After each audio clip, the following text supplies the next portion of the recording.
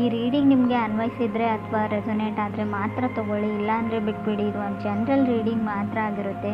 ಕಾರ್ಡ್ಸ್ನ shuffle ಮಾಡಿದಾಗ ನನಗೆ first card 8 of pentacles ಬಂದಿದೆ. ಸೊ ಮೇ ಬಿ ತುಂಬ ಎಮೋಷ್ನಲ್ ಆಗ್ಬೋದು ನೀವು ಅಂತ ಅನಿಸುತ್ತೆ ನನಗೆ. ಈ ಮಂತು ಸ್ವಲ್ಪ ಹೆಲ್ತ್ ಕಡೆ ಫೋಕಸ್ ಇರಲಿ.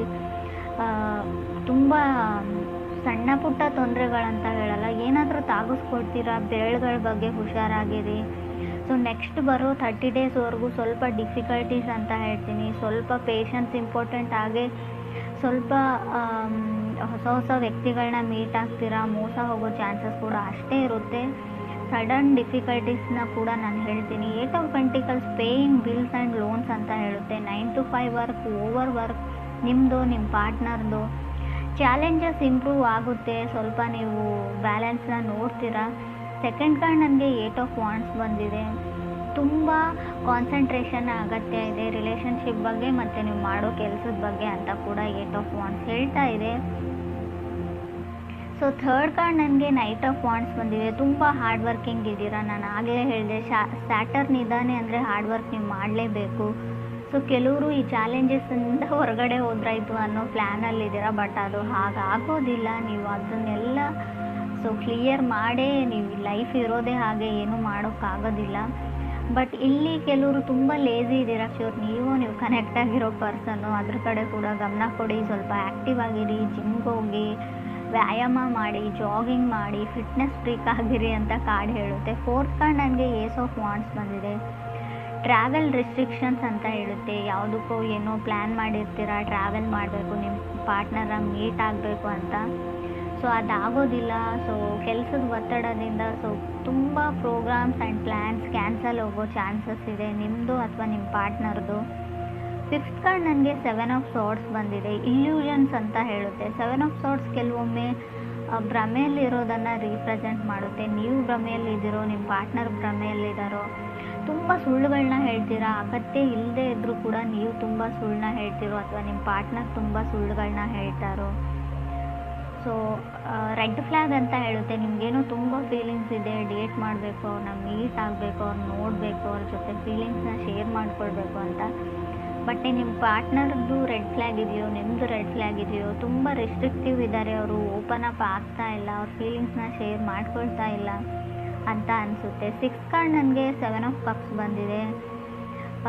ಕೆಲವರು ತುಂಬ ಕೆಲಸದಲ್ಲೂ ಅಥವಾ ರಿಲೇಷನ್ಶಿಪ್ಪಲ್ಲೂ ತುಂಬ ಕನ್ಸಿಸ್ಟೆನ್ಸ್ ಇದ್ದಾರೆ. ಸೊ ಹೇಗಾದರೂ ಮಾಡಿ ಅವ್ರನ್ನ ಪಡ್ಕೊಳ್ಳೇಬೇಕು, ಅವ್ರ ಮನಸ್ಸನ್ನ ಗೆಲ್ಲೇಬೇಕು ಅನ್ನೋ, ಸೊ ಅಥವಾ ಗೋಲ್ಸ್ನ ಅಥವಾ ಡ್ರೀಮ್ಸ್, ಕೆರಿಯರ್ ಬಗ್ಗೆ ಆದರೆ ಆ ಗೋಲ್ಸ್ನ ರೀಚ್ ಮಾಡಲೇಬೇಕು ಅಂತ ಹೇಳ್ತಾ ಇದೆ. ಸೊ ಫ್ಯಾಮ್ಲಿ ಚೆನ್ನಾಗಿದೆ, ವೆಲ್ತಿ ಫ್ಯಾಮ್ಲಿ ಅನ್ಬೋದು, ನಿಮ್ಮದು ಕೂಡ ಅವ್ರದ್ದು ಕೂಡ. ಸೊ ಅಡ್ವೈಸನ್ನ ತೊಗೊಳ್ಬೋದು. ಸ್ಟಾರ್ಟಿಂಗ್ ಆಫ್ ರಿಲೇಷನ್ಶಿಪ್ಪಲ್ಲಿ ಹೊಸದಾಗಿ ಕಮಿಟ್ ಆಗಿದ್ದರೆ ಖಂಡಿತವಾಗ್ಲೂ ನಿಮ್ಮ ಫ್ರೆಂಡ್ಸ್ದು ಯಾರಾದರೂ ಅಡ್ವೈಸ್ನ ತೊಗೊಳ್ಳಿ ನೀವು ಅಂತ ಕೂಡ ಕಾರ್ಡ್ ಹೇಳುತ್ತೆ. 7th ಕಾರ್ಡ್ ನನಗೆ 6 ಆಫ್ ಸೋರ್ಡ್ಸ್ ಬಂದಿದೆ. ಯಾರೋ ಯಾರ ಜೊತೆನೋ ಮಾತಾಡ್ತಾ ಇಲ್ಲ, ನೀವು ನಿಮ್ಮ ಪಾರ್ಟ್ನರ್ ಜೊತೆ ಅಷ್ಟೊಂದು ಕಮ್ಯುನಿಕೇಟ್ ಮಾಡ್ತಾ ಇಲ್ವೋ, ಅದರ್ ಪರ್ಸನ್ ನಿಮ್ಮ ಜೊತೆ ಕಮ್ಯುನಿಕೇಟ್ ಮಾಡ್ತಾ ಇಲ್ವೋ. ಕೆಲವ್ರಿಗೆ ರೆಡ್ ಫ್ಲ್ಯಾಗ್ ಅಂತ ಹೇಳಿದೆ. ಸೊ ತುಂಬ ಸ್ಟ್ರಾಂಗಾಗೇ ಇದೆ ಅದು. ನೀವು ಅವ್ರನ್ನ ಬ್ಲಾಕ್ ಮಾಡಿದಿರೋ, ಅವ್ರು ನಿಮ್ಮನ್ನು ಬ್ಲಾಕ್ ಮಾಡಿದ್ರು. ಮೈಂಡ್ ಗೇಮ್ಸ್ ಅಂತ ಹೇಳ್ಬೋದು. ಸೊ ಮೈಂಡ್ ಗೇಮ್ಸ್ ಕೂಡ ಕಾಣ್ತಾ ಇದೆ. ಕೆಲವರಿಗೆ ಮಾತ್ರ ಫ್ರೆಂಡ್ಸ್, ಎಲ್ರಿಗೂ ಅಲ್ಲ. 8th ಕಾರ್ಡ್ ನನಗೆ ನೈಟ್ ಆಫ್ ಪೆಂಟಿಕಲ್ಸ್ ಬಂದಿದೆ. ಸೊ ಅವ್ರ ಕಡೆಯಿಂದ ಅವ್ರು ಮೂವ್ ಮಾಡೋದನ್ನು ಸ್ಟಾಪ್ ಮಾಡಿರ್ಬೋದು, ಅವ್ರ ಎಫರ್ಟ್ನ ಸ್ಟಾಪ್ ಮಾಡಿರ್ಬೋದು. ಮುಂಚಿನ ಥರ ಅವ್ರ ಮೆಸೇಜಸ್ನ ಮಾಡಲ್ಲ, ಕಾಲ್ನ ಮಾಡಲ್ಲ. ಸೊ ಇತ್ತೀಚೆಗೆ ಯಾಕೋ ಅವ್ರಿಗೆ ಇಂಟ್ರೆಸ್ಟ್ ಕಮ್ಮಿ ಆಗಿದೆ ಅಂತ ನಿಮ್ಗೆ ಅನಿಸ್ತಾ ಇದೆ. ಬಟ್ ಅದು ಯಾವುದೇ ರೀತಿಯಿಂದಲೂ ಇಂಟ್ರೆಸ್ಟ್ ಕಮ್ಮಿ ಆಗಿಲ್ಲ. ಅವರು ನಿಮ್ಮ ಕಡೆಯಿಂದನೂ ಏನಾದರೂ ಎಫರ್ಟ್ ಬರಲಿ, ನೀವು ಕೂಡ ಅವ್ರನ್ನ ಅಷ್ಟೇ ಅಡ್ಮೈರ್ ಮಾಡಲಿ, ಅಷ್ಟೇ ಲವ್ ಆ್ಯಂಡ್ ಕೇರ್ ಮಾಡಲಿ, ಅಫೆಕ್ಷನ್ ಇರಲಿ ನಿಮ್ಮ ಕಡೆಯಿಂದನೂ ಅಂತ ಅವರು ಬಯಸ್ತಾ ಇದ್ದಾರೆ ಅಂತ ಹೇಳ್ಬೋದು. 9th ಕಾರ್ಡ್ ನನಗೆ ಸ್ಟಾರ್ ಕಾರ್ಡ್ ಬಂದಿದೆ. ಲರ್ನಿಂಗ್ ಕರ್ವಲ್ಲಿ ಇದ್ದೀರಾ ರೈಟ್ ನಾವು, ನೀವು ಅಥವಾ ಅವ್ರಿಗೂ. ಸ್ಟಾರ್ ಕಾರ್ಡ್ ಇರೋದ್ರಿಂದ ಹೋಪ್ ಇದೆ, ನಂಬಿಕೆ ಇದೆ ನಿಮ್ಮ ಮೇಲೆ, ಅವ್ರ ಮೇಲೆ ನಿಮಗೆ. ಸೊ ಚೇಂಜಸ್ ಇನ್ ರಿಲೇಷನ್ಶಿಪ್ ಅಂತ ಹೇಳುತ್ತೆ ಸ್ಟಾರ್ ಕಾರ್ಡ್ ಕೂಡ. 10th ಕಾರ್ಡ್ ನನಗೆ 6 ಆಫ್ ಪೆಂಟಿಕಲ್ಸ್ ಬಂದಿದೆ. ಕೆಲವರು ಇತ್ತೀಚೆಗೆ ಕೆಲಸ ಸಿಕ್ಕಿದೆಯೋ, ಕೆರಿಯರ್ ಸೆಟಲ್ ಆಗಿದೆಯೋ, ಇತ್ತೀಚೆಗೆ ಮನೆಯಲ್ಲಿ ಫ್ಯಾಮಿಲಿ ಮೆಂಬರ್ಸ್ ನಿಮಗೆ ಜವಾಬ್ದಾರಿ ಕೊಟ್ಟಿದ್ದಾರೋ. ಲರ್ನಿಂಗ್ ಟು ಪೇ ಬಿಲ್ಸ್ ಅಂತ ಹೇಳುತ್ತೆ. ಏನಾದರೂ ಡೀಪ್ ಸ್ಟಫ್ನ ಬೈ ಮಾಡೋದು, ಪ್ರಾಪರ್ಟಿ ಖರೀದಿ ಮಾಡೋದು, ವೆಹಿಕಲ್ಸ್ನ ತೊಗೊಳ್ಳೋದು, ತುಂಬ ರೆಸ್ಪಾನ್ಸಿಬಿಲಿಟೀಸ್ನ ತೊಗೊಳ್ತಾ ಇದ್ದೀರಾ ಕೆಲವರು ಅಂತ ಕೂಡ ಕಾರ್ಡ್ ಹೇಳುತ್ತೆ. ತುಂಬ ಲೇಜಿ ಇದ್ದರೆ ಮುಂಚೆ ಫ್ಯಾಮಿಲಿ ಮೆಂಬರ್ಸ್ ನೋಡ್ಕೊಳ್ತಾರೆ, ಪೇರೆಂಟ್ಸ್ ನೋಡ್ಕೊಳ್ತಾರೆ, ಸೊ ಅದ್ರ ಬಗ್ಗೆ ಎಲ್ಲ ನಾನು ಯೋಚನೆ ಮಾಡಲ್ಲ ಅಂತ ಅಂದ್ಕೊಳ್ತಿದ್ರಿ. ಬಟ್ ಇತ್ತೀಚೆಗೆ ಎಲ್ಲ ಜವಾಬ್ದಾರಿಗಳು, ಸೊ ಇದು ನಿಮ್ಮ ಜೊತೆ ಆಗ್ತಾ ಇರ್ಬೋದು ಈ ಸಿಚುವೇಶನ್, ಅಥವಾ ನಿಮ್ಮ ಪಾರ್ಟ್ನರ್ ಲೈಫಲ್ಲಿ ಕೂಡ ಆಗ್ತಾ ಇರ್ಬೋದು ಅಂತ ಕಾರ್ಡ್ಸ್ ಹೇಳುತ್ತೆ. 11th ಕಾರ್ಡ್ ನನಗೆ 8 ಆಫ್ ಕಪ್ಸ್ ಬಂದಿದೆ. ವಾಕಿಂಗ್ ಅವೇ ಅಂತ ಹೇಳ್ಬೋದು. 8 ಆಫ್ ಕಪ್ಸ್ ಯಾರಿಂದನೂ ನೀವು ದೂರ ಸರಿಯೋಕ್ಕೆ ಟ್ರೈ ಮಾಡ್ತಾ ಇದ್ದೀರಾ. ಕೆಲವರು ಸ್ವಲ್ಪ ಮಟ್ಟಿಗೆ ಇಗ್ನೋರ್ ಮಾಡ್ತಾ ಹೋಗ್ತಾ ಇದ್ದೀರಾ ಅಂತ ಹೇಳ್ಬೋದು. ಫ್ರೆಂಡ್ಸ್, ಇದು ಎಲ್ರಿಗೂ ಅಲ್ಲ, ಕೆಲವ್ರಿಗೆ ನಿಮ್ಮ ಪಾರ್ಟ್ನರ್ ನಿಮ್ಮನ್ನು ಇಗ್ನೋರ್ ಮಾಡ್ತಾ ಇದ್ದಾರೋ ಅಥವಾ ನೀವು ನಿಮ್ಮ ಪಾರ್ಟ್ನರ್ನ ಇಗ್ನೋರ್ ಮಾಡ್ತಾ ಇದ್ದಾರೋ, ದೂರ ಹೋಗಬೇಕು ಅಂತ ಅನಿಸಿದೆ ಕೆಲವ್ರಿಗೆ, ಇಂಟ್ರೆಸ್ಟ್ ಕಮ್ಮಿ ಆಗಿದೆ ಅಂತ ಕೂಡ ಹೇಳುತ್ತೆ. ಆಗಲೇ ಹೇಳಿದೆ, ಏನಾದರೂ ಪ್ರಾಪರ್ಟಿನ ಬೈ ಮಾಡ್ತೀರಾ ಅಂತ. ಕೆಲವರು ಮನೇನ ಪರ್ಚೇಸ್ ಮಾಡಬೇಕು ಅಂತ ಅಂದ್ಕೊಂಡಿದ್ದಾರೆ. ಕೆಲವರು ಓವರ್ ಕಮಿಟ್ ಆಗಿದ್ದೀನಿ ಅಂತ ಅನ್ನಿಸ್ತಾ ಇದೆ. ನಾನು ಆಗಲೇ ಹೇಳಿದೆ, ಯಾವುದ್ರ ಹಿಂದೆನೂ ಕೂಡ, ಯಾರ ಹಿಂದೆನೂ ಕೂಡ ನೀವು ತುಂಬ ರಶಲ್ಲಿ ಹೋಗಬೇಡಿ, ತುಂಬ ಓವರ್ ಕಮಿಟ್ ಆಗಬೇಡಿ ಅಂತ ಹೇಳುತ್ತೆ.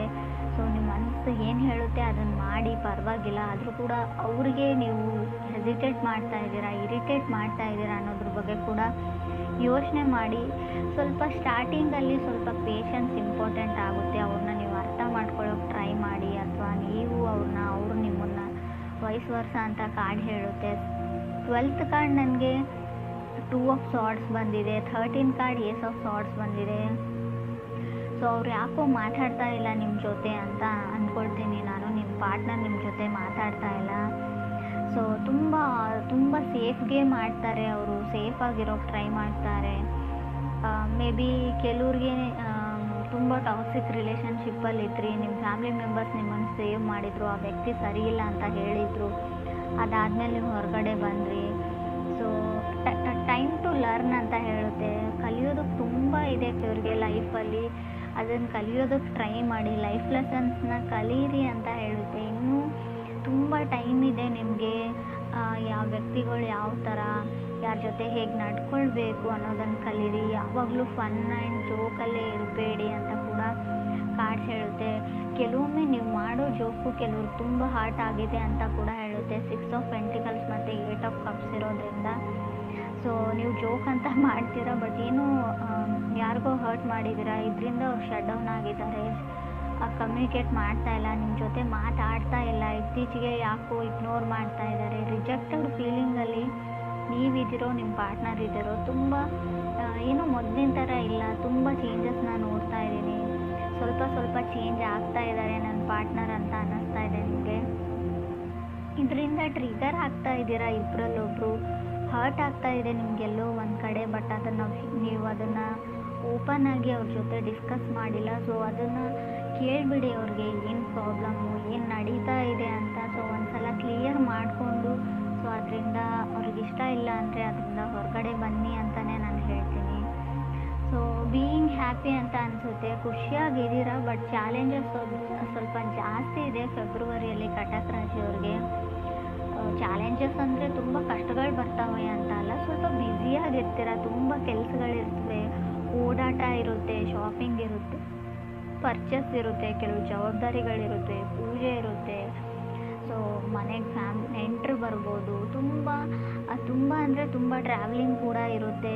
ಆಲ್ರೆಡಿ ಕೆಲವರು ಟ್ರಾವೆಲಿಂಗ್ನ ಮುಗಿಸ್ಕೊಂಡು ಬಂದಿರ್ಬೋದು. ಕೆಲವ್ರಿಗೆ ಬಹಳ ಬೇಗ ಈ ಡಿಫಿಕಲ್ಟೀಸ್ ಎಂಡ್ ಆಗುತ್ತೆ, ಕೆಲವ್ರಿಗೆ ಮಂತ್ ಕೊನೆಯಲ್ಲಿ ಕೂಡ ಎಂಡ್ ಆಗ್ಬೋದು ಡಿಫಿಕಲ್ಟೀಸ್. ಬಟ್ ಯೋಚನೆ ಮಾಡೋ ಅಗತ್ಯ ಇಲ್ಲ, ಸ್ವಲ್ಪ ಹೆಲ್ತ್ ಕಡೆ ಜಾಸ್ತಿನ ಗಮನ ಕೊಡಿ ನೀವು ಅಂತ ಹೇಳ್ಬೋದು. ಸಡನ್ನಾಗಿ ಕೋಲ್ಡ್ ಆಗ್ಬೋದು, ಸಡನ್ನಾಗಿ ವೆದರ್ ಚೇಂಜ್ ಆಗೋದ್ರಿಂದ, ಟ್ರಾವೆಲ್ ಮಾಡಿ ಬೇರೆ ಊರು ಅಥವಾ ಸಿಟಿಗೆ ಹೋಗೋದ್ರಿಂದ ಸಡನ್ ಹೆಲ್ತ್ ಇಶ್ಯೂಸ್ ಬರ್ಬೋದು. ನಡೆಯುವಾಗಲೂ ಅಥವಾ ಶೂಸ್ ಅಥವಾ ಏನಾದರೂ ಇದ್ರೂ ಕೂಡ ಸ್ವಲ್ಪ ಚೆನ್ನಾಗಿರೋ ಶೂಸ್ನ ಹಾಕ್ಕೊಂಡಿವಿ ಅಂತ ನಾನು ಹೇಳ್ತೀನಿ. ಬೆರಳುಗಳ ಬಗ್ಗೆ ಸ್ವಲ್ಪ ಕೇರ್ಫುಲ್ ಆಗಿರಿ. ಕೊನೆಯದಾಗಿ ಹೇಳೋದಾದ್ರೂ ನನ್ನ